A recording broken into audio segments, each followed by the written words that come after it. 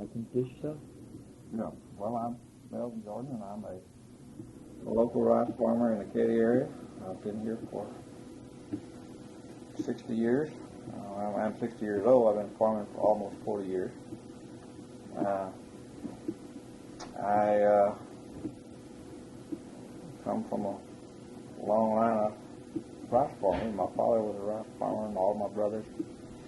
Therefore, just been in the rice business, cattle business, and all that type of thing. Now, you want to know about the co-ops. Yes, sir. Before the co-ops, before we had an American Rice Growers Association, you had rice buyers that would come to the field. And they had a type deal that they'd poke holes in your, that's when they sacked rice, right in the field. And they'd poke a hole in there and they'd sample it right in the field, and they made you an offer in the field, a price.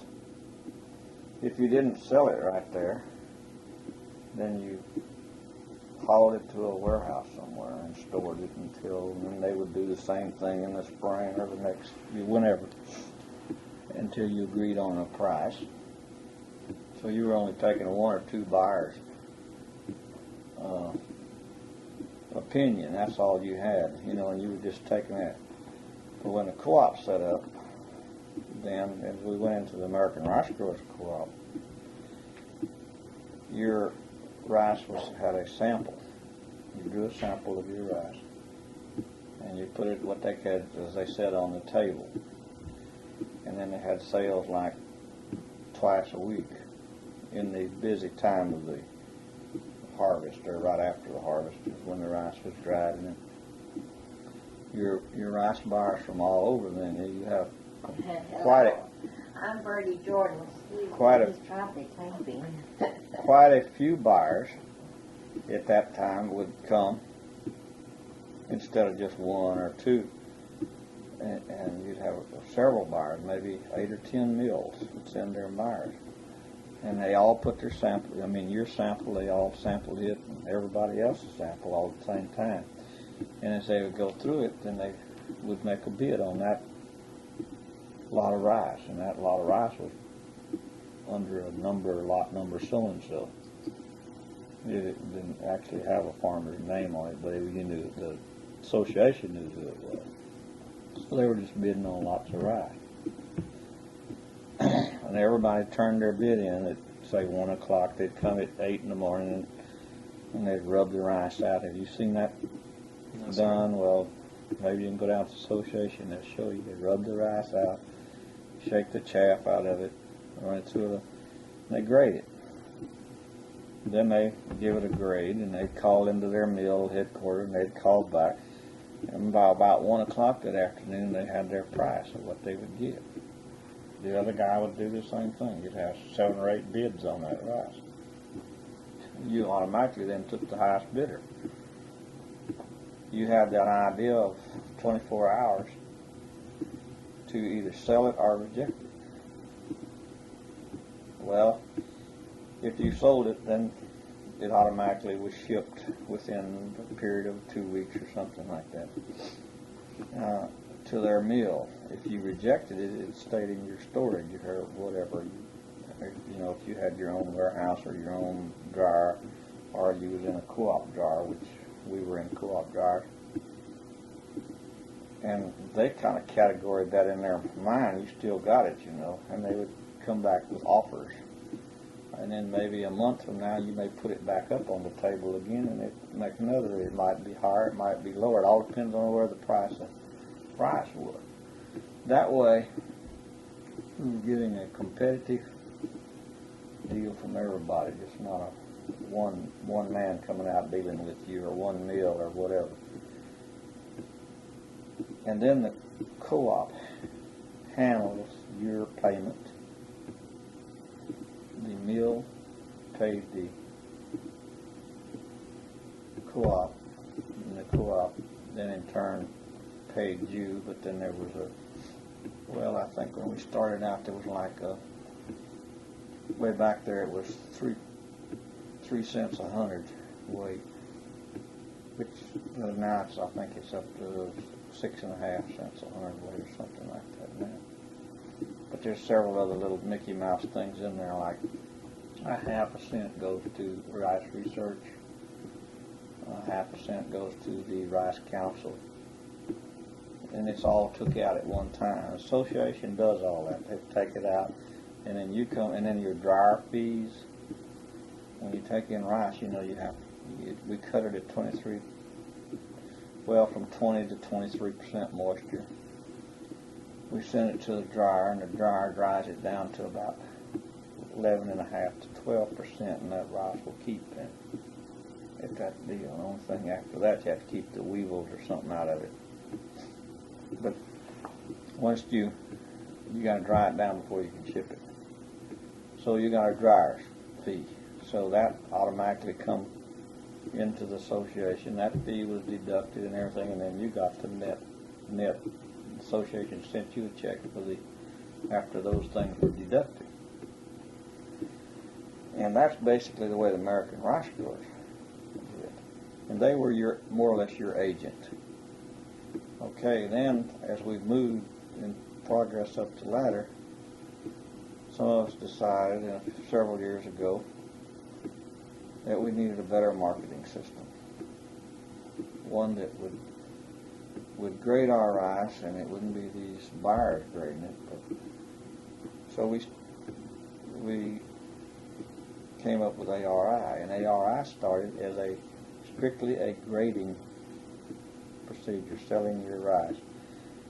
And so they grade your rice, tell you your grade, and you sent your rice to them. It still passed through this American Rice Growers. ARI would sell your rice, the rice would come back, the total check would come back to the association, they'd do the same thing. You know what I mean? Okay. 3 or 4 years went by, and we decided that, hey, if we're going to do the selling, why don't we mill it too? ARI became the owner of a mill, which was the old Blue Ribbon Rice Mill in Houston. It's right down on Studemont and Washington Avenue right now. If you go down that way, you'll see that big mill. That was owned by a lot of us. We all were stockholders in that. So we more or less took it out of this pocket and put it over in this pocket and put it from Blue Ribbon into ARI. We kept the Blue Ribbon name too, and then ARI handled the whole thing. So now ARI, I pledge my rice. I don't go through this association. I go through the association where they handle my distribution of drying and all that stuff they take out.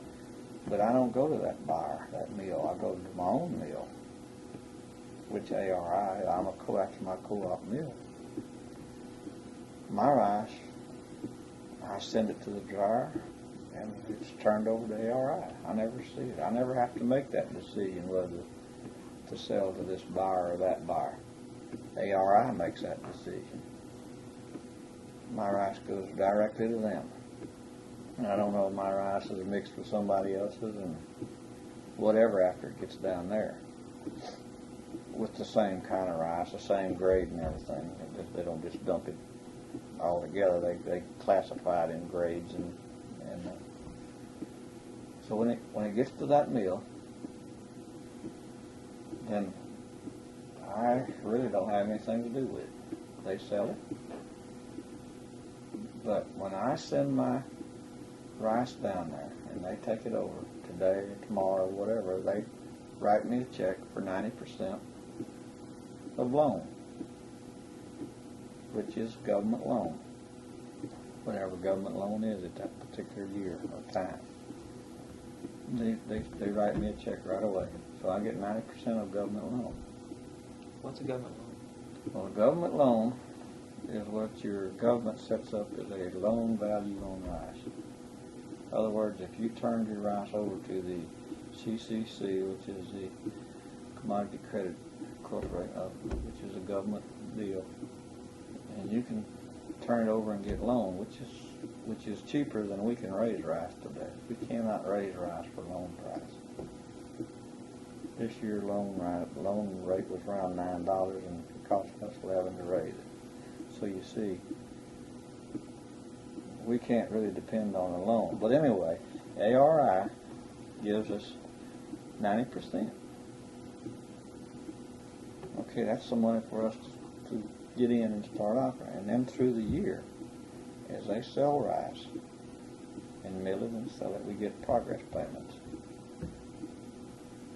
which we hope to do way better than loan all the way. See, in other words, and up until the last year or two, we've made like 4 progress payments, 3 progress and a final, and we've always been able to do way better than the loan prices. Well, right now we're in a tremendous dilemma in farming in every phase, not just rice farming, wheat, cotton, corn, you name it. It's really a deal. The biggest reason for that is it is costing us $11 or $12 to raise it. We can't get $11 or $12 for it on the world market. The world market is Thailand and those type of countries can sell it for 14. Well, or they can sell it for almost half of what we can because our cost is so high. This is probably the same thing as our automobile situation. Why we got so many foreign cars in here? We've got where we're costing us too much to build them, and they can send them in cheaper. Same thing. So I don't know where we're headed from. I mean, something's got to change. We know very well that farming has got to change. It probably will never be back as good as it was, but if it doesn't, it's going to be awful tough for the housewife one day. She's not going to have that cheap food. And it is cheap food compared to other places in the world. If you take the food alone, even though our cost is high and everything, but if you take the food alone, we still have the cheapest food going for the simple reason. If you take all the knickknacks that we go to the grocery store and buy out and just put it in the food, you're still. But if we get where we're going to wipe out the American farmer and depend on foreign people, you know what happened in the oil business, don't you? So that's exactly what we're going to wind up doing here. But anyway, our co-op has helped us. We're a big enough organization that we do have a little say in, not much, a little say in political ends that we can put some pressure, not enough, because it's hard to get people to stay together. We have now, ARI is now recognized very well in Washington and is a rice or a spokesman for the rice industry, let's put it that way. I think we also have more ways to, when you have a volume of rice, you can, with a co-op, you can say I can sell a shipload.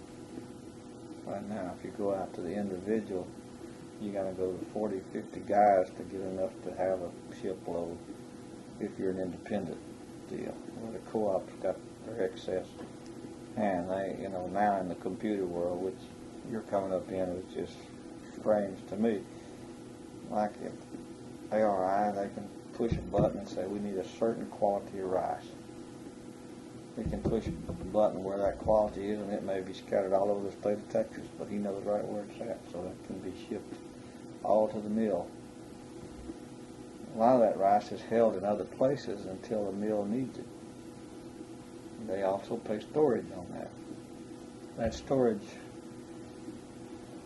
like your rice goes in, let's say you got a certain quality of rice, and there's certain, all that rice goes in, it's set up in what they call a pool. There may be 50 people in that pool. And then whatever that pool does is where your money comes back out of. Whatever storage is charged against it and all that, it all works out that way. And then when ARI makes a payment, that payment comes in full. It may come to all of us in one big lump sum back to this American Rascal Association. And then they have the data to break down. They break it down into who gets what checks. In other words, say I'm farming out here and I have somebody's getting 10% of the crop with me. Well, they break it down. I get 90, and they get 10, and it's all broke down there. And there's a lot of landlords involved that gets commission. A proportion of it. See, so they break it all down in this office. So the co-op works for you. You also support it by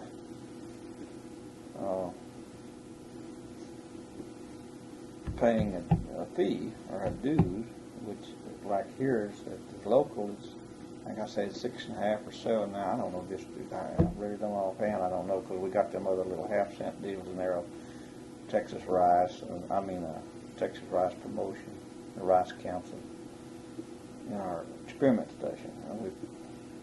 And all those little things are broke out and sent to those deals, and we don't ever see it. It just comes off of our check. Now, ARI has a retainer fee. We retain 35% of every hundredweight that comes in. In other words, if I send in 10,000 hundredweights, then they're going to hold out 35 cents on 10,000 hundredweights. That also helps operate but in 4 years, you get all of that back.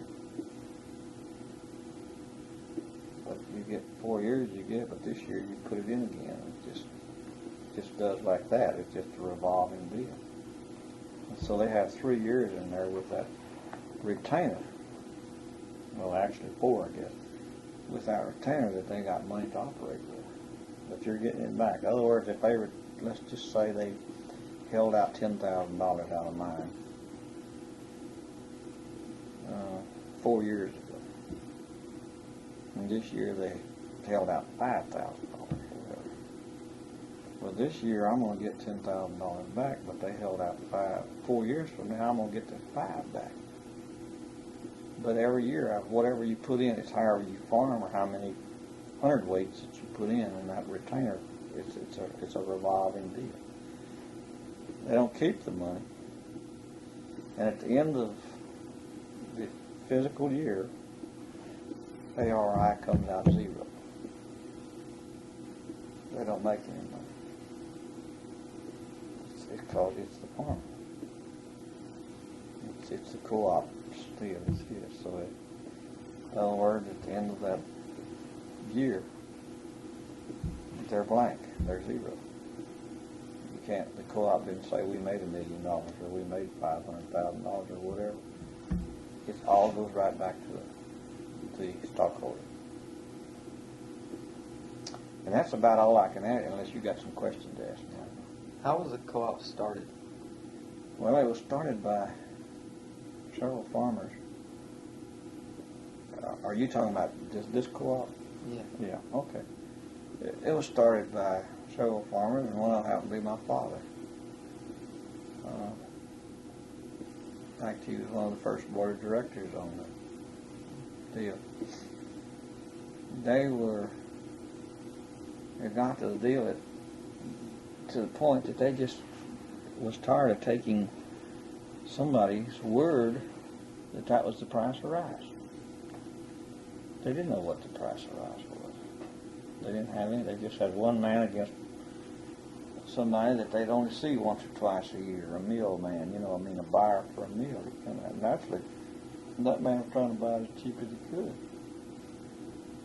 So they decided if they did form a co-op, and they did have an office, and they had this all centralized, that all the mills could bid against one another.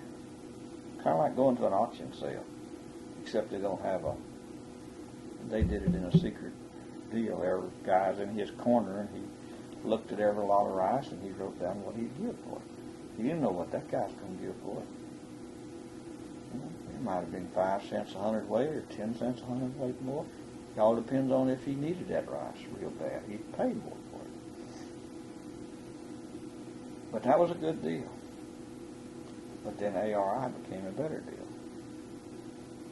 So now we have pretty well. Now there's a few people that still go through the American Rice Growers Association is not members of ARI. They still want to sell their rice themselves.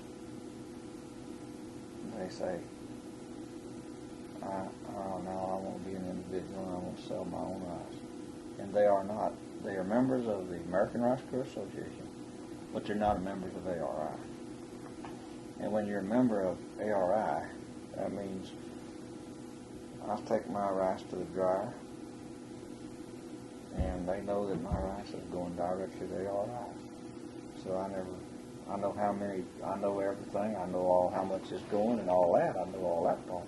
But also, I don't have to make that decision whether to sell it for this price or that price, because they make that decision.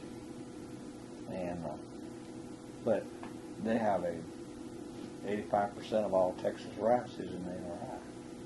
So they have a volume of rice to work with. In other words, a foreign country called in and said, we want a shipload of rice. They said, hey, we can give you a shipload of rice at this price. Well, a mill can do that too, but he's got to also he's got to get a bunch of farmers and buy a bunch of little lots or a bunch of lots all the way around to bring that in there, which he does fine. I mean, that's fine. That's business.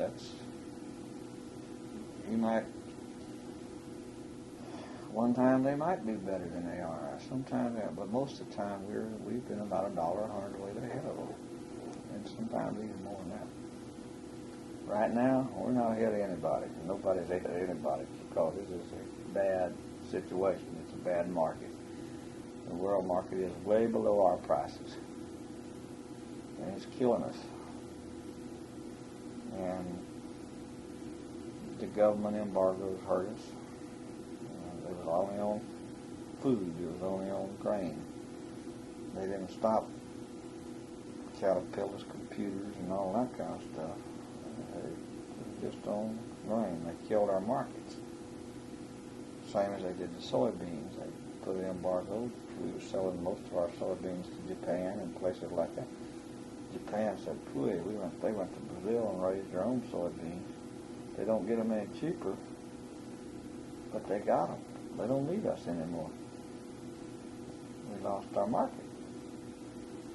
So now we're selling beans at $9 and something a bushel. Now you're down into the $5, $6 a bushel. So that's just the thing, you know. So sometimes the government helps you, but sometimes they actually, in most of the cases, they hurt us.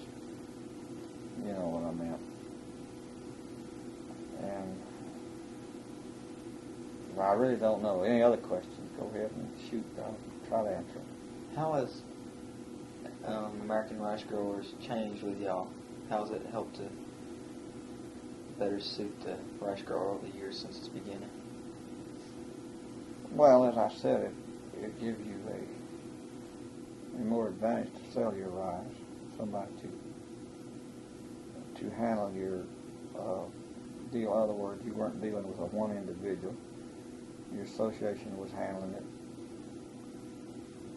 And in other words, instead of one man coming out, like I said to start with, one man coming out and bidding on your rice out here in the field or in the jar, you then became maybe 8 or 10 people bidding against one another. And that's always better. You know, if you sell something at an auction sale, all you gotta have is 2 good people bidding against one another, and you're gonna get the best price. Of course, you gotta hope to have 2. One won't do it, but 2. But if you got 7 or 8 people there needing rice, that's a big help. And that's what they did.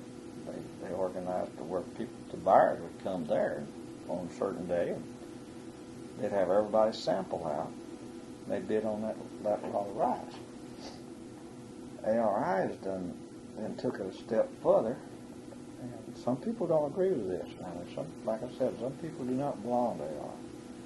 They've took it a step further to where I don't have to make that decision.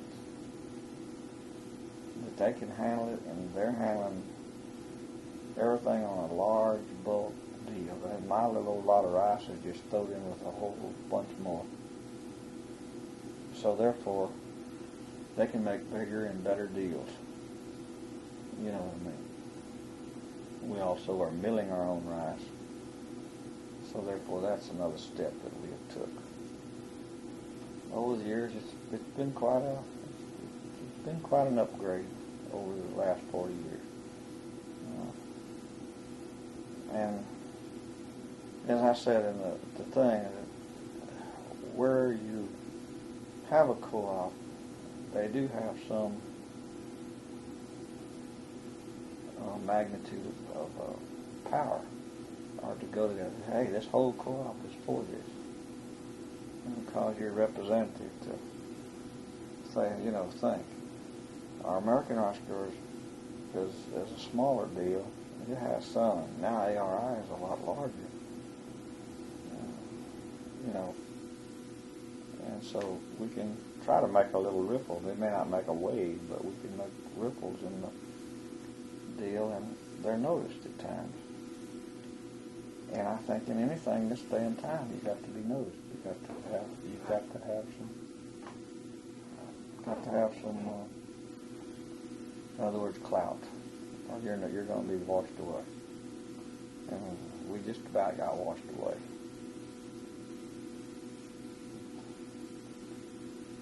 That's about all I can tell you, unless you got something to think of.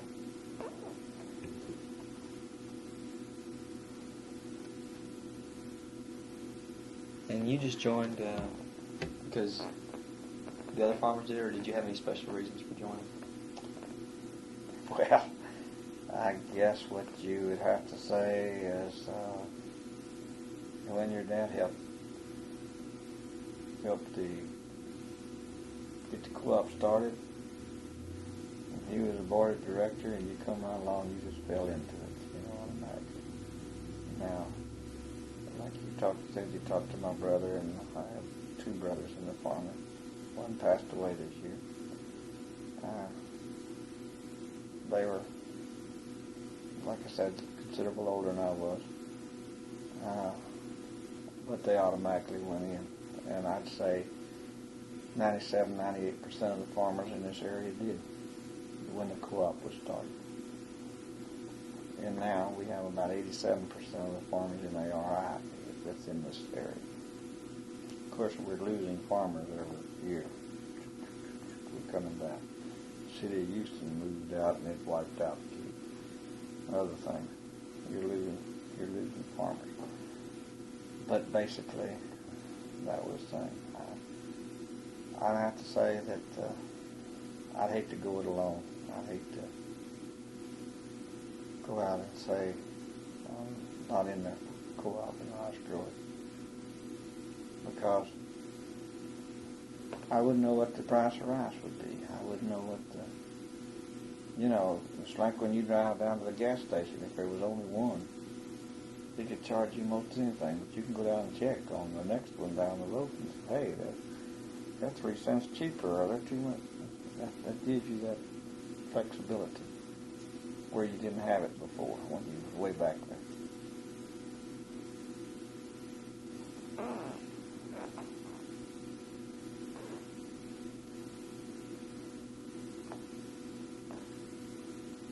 And what it looks like, that's about it.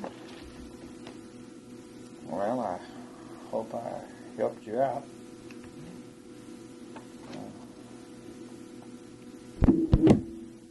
I did find another question. Thanks, Mom. How is co-op helped in transportation of your rice? Okay. Co-op. We furnish our own transportation personally to getting it to the dryer, from the field to the dryer. And then several years ago, then the mills picked it up from there and furnished the transportation. They charged you for it, but they either hauled it by train several years ago, which is just out now. It's all trucked. They used to come in with the box cars years ago. I'm going back 20 years, 15, 20 years ago. And you'd load the big box cars with it and have to ship it to the mills. But now since in the co-op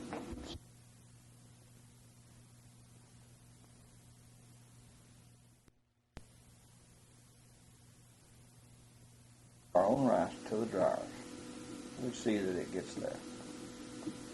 And now ARI have their own truck line and everything. And they pick the rice up as they need it from the dryer. And they handle it all. I do not know when they're going to ship my rice from Brookshire Grind Company or the Katy Rice Jar or wherever my rice is at. I have no idea when they're going to ship it. I just know I put it there. It's dried down, and I got so many hundredweights there. And they take it from there and do everything else with it. And so that is how that. So that has took the bug off of my back of getting private trucks or a trucking company to ship it to the mill.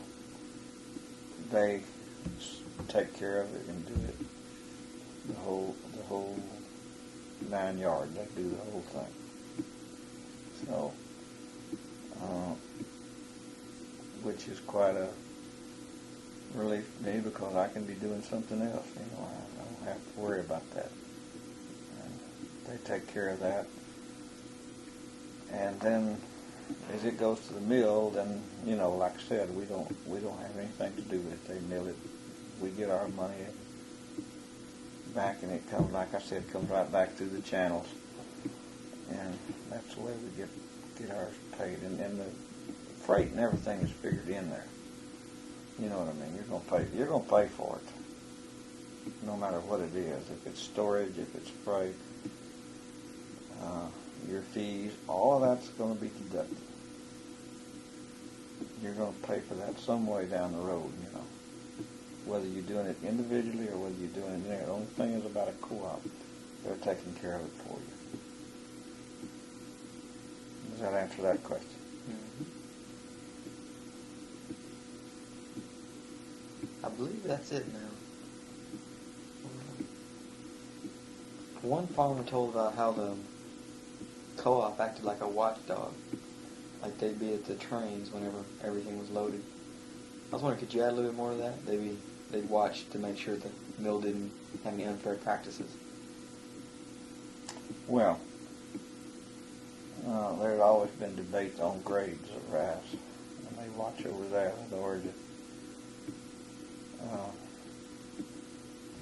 they graded a sample here, and they took a grade, and the mill come back and said that it was win or that. You had somebody that could go to bat for you. Now, when you was back on that old individual basis, and the mill said, hey, it ain't that good a grade, who'd you have to, and you didn't know how to grade it yourself. You didn't have the grading facilities and everything to do it out in the rice, out here in the field. Well, heck, you didn't have anybody to battle for you. The association can battle for you. The co-op can battle for you.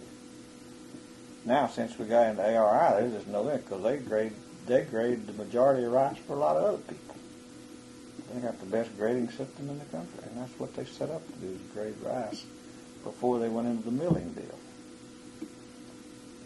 So, if I get a grade, and I don't particularly like it, I just send it back. Tell them, grade this rice again, and they grade it again.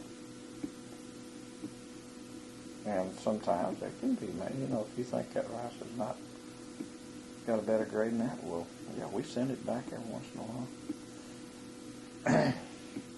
The co-op, and the other question you asked about loading, they when they was loading rice, like here at Katy, the trucks that come out from Houston to pick up rice, they come across the scales.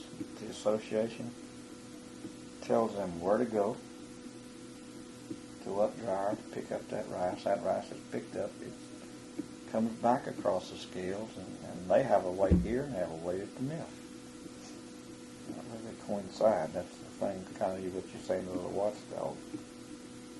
In other words, he could get a leak going to town and run out a bunch of rice, but it was weighed here. So the farmer don't take that loss for it. That's a trucking company. It's responsible if it gets down there and it's real short. So that's kind of what you're talking about. I think it's sort of a watchdog deal. But they follow your rice all the way through to final payment.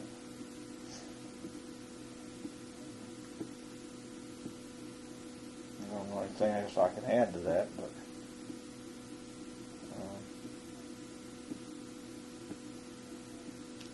most of your co-ops are a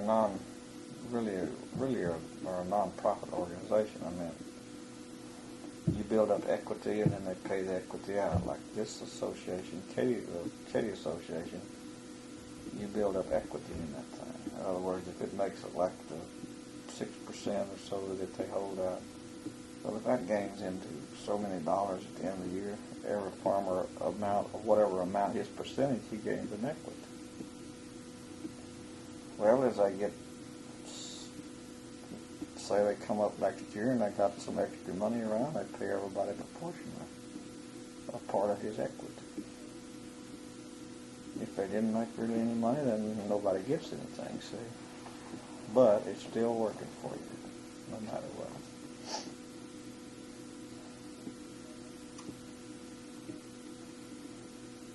Now what?